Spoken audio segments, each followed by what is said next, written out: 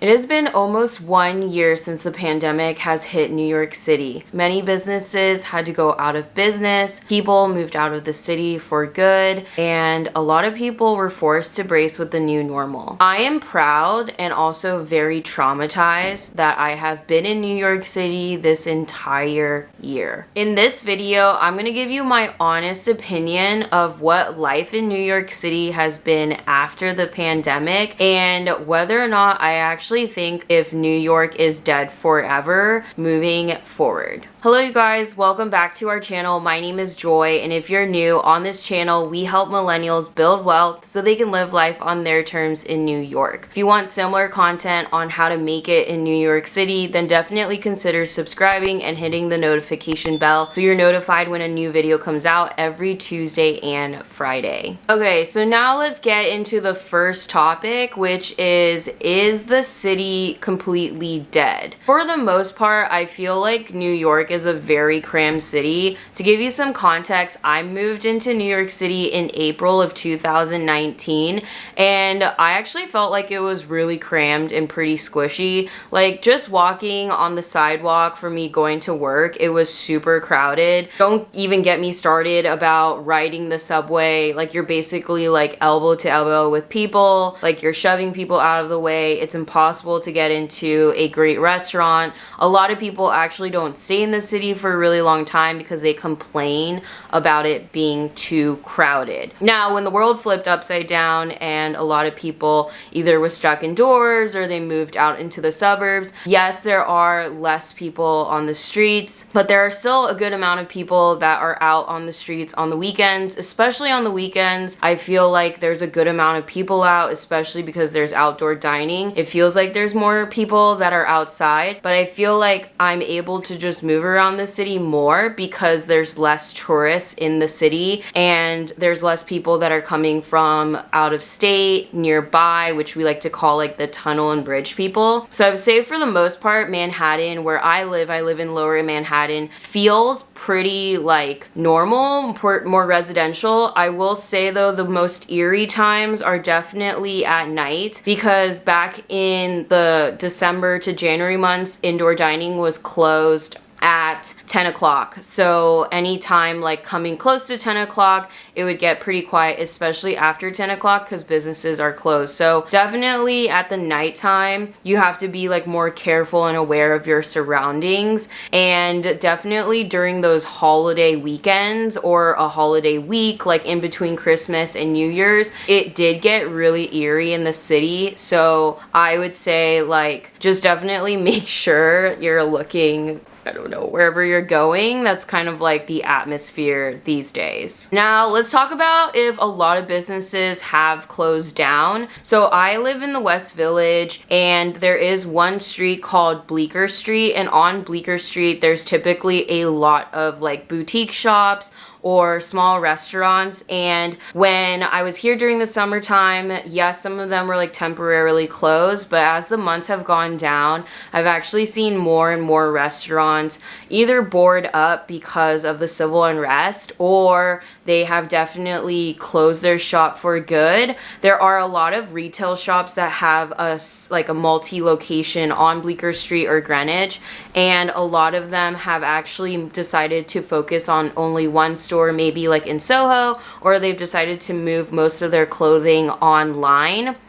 And I will say, before the pandemic happened, this was a trend that was going to happen regardless of whether or not it was a pandemic or just nature taking its course. I think as we evolved with technology, businesses are going to have to evolve with being digital and being online. There's really no point in having a boutique store when it's really inconvenient to go shopping in the city. Like, I absolutely hate shopping in the city. I get everything delivered to my apartment. I get all my groceries delivered. It's just a better experience than running around and having to carry bags on the subway and then walk up a walk up.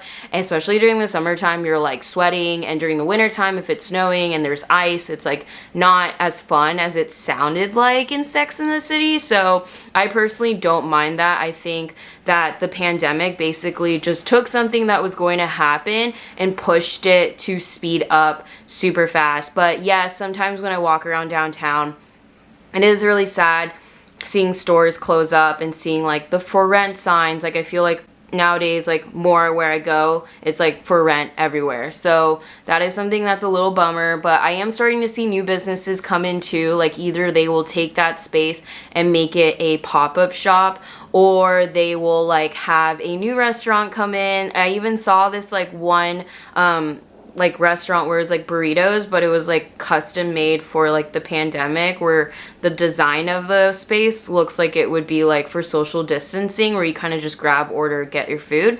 So I wonder if that's where the design and like industry is going to go for businesses in New York. Now let's talk about the need for offices. So I was actually fun employed for the most part, actually for the majority of 2020.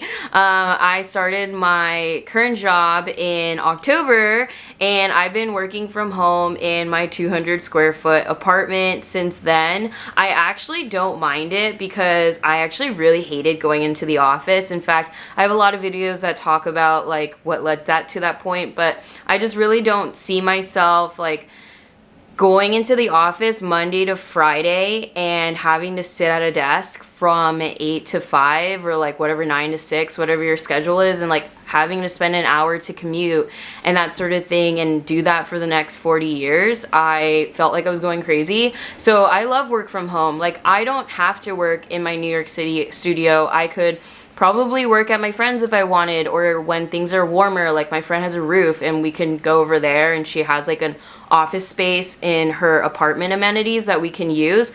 Or I know a lot of my friends right now that are taking the work from home benefit and they're traveling like domestically in a van, or you know, staying at Airbnbs and trying out different cities safely. So I think that's also a plus with corporate office spaces. I actually have a friend who is another content creator and she's also a designer, and she actually rents spaces out of WeWork. So a lot of the corporate offices, mainly in Midtown, which I haven't gone to since it started, but a lot of corporate offices downtown, for instance, in Financial District, there are a lot of like for rent signs for corporate spaces. And I heard that they're actually going to be converting a lot of those office spaces into actual apartments, which I think is really going to solve the housing issues that are in Manhattan. So there's more like office spaces. I mean, less office spaces, more apartments for people. And hopefully that will keep rent prices quite reasonable over time. But I do see like a lot of people probably more going for the whole, I'm just going to like rent an office space from there, and then maybe going for a hybrid role where they kind of work in the office and they kind of don't.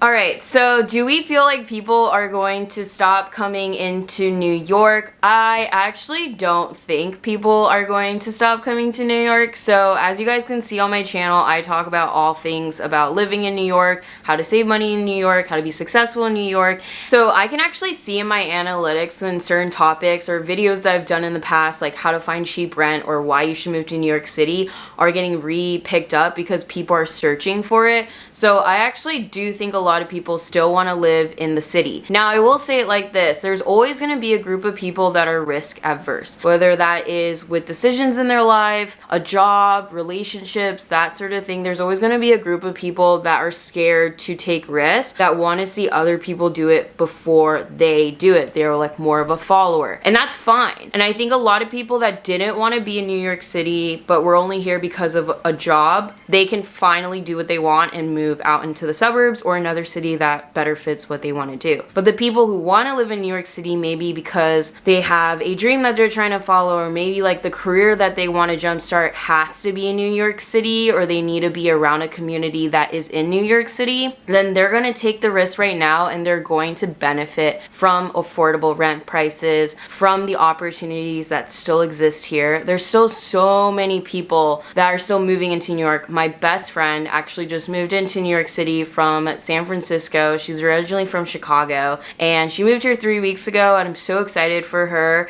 And it was so cute because the other night she was talking to her parents on the phone, and she was just like, I feel like so happy for the first time in my life, because she was actually doing something that she wanted to do. And I get messages from you guys all the time in DMs talking about like, how is your dream to move here and how you want to move here, blah blah blah, and like all these reasons as to like why you want to move here and when. And honestly, the only one really stopping you is yourself. So you just have to take that risk, buy the plane ticket, take that job offer, or like quit your job and find a new job and actually move into a city that you actually like. I would say that for the first time in my life, I'm actually so happy because I'm living in a city that I actually want to be in. So I 100% think that people are still going to be coming into the city. I mean, think about like when 9/11 happened, or like before then, like other things like plagues and wars that have happened in New York. New York always bounces back. Okay, so last one, which is personally, how am I doing? I would say my moods are very up and down, kind of like GameStop stock.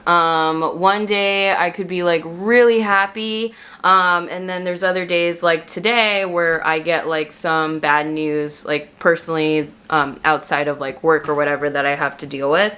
So I try to make the best of it. I think I wake up every day and I'm just like, I have a New York zip code, I have friends in New York, I have a job in New York, I'm in New York. Like, I am just happy every day I wake up because it's actually where I want to be. And I've definitely lived in cities where I didn't want to be there, but I told myself that I had to be there because of school or because of a job or some reason as to why I had to be there. And really, like, you don't have to be somewhere if you don't want to be there.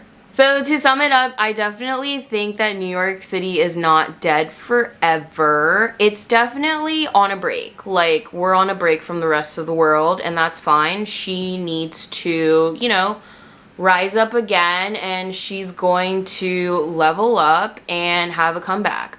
I don't think that everyone wants to be back with her, and that's totally okay. But if you definitely want to be with New York and you want to live here, definitely move here because the rent prices are pretty affordable right now. And if you made it until the end of this video, definitely give it a like and subscribe, and I will see you guys next time. Bye!